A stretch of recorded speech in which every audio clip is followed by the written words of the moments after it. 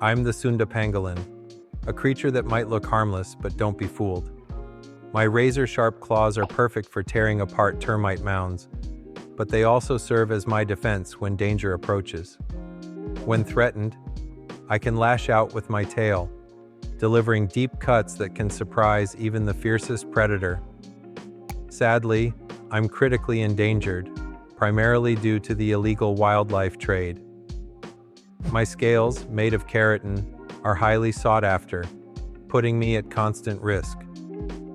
Every day is a battle for survival, and I need your help to protect my kind.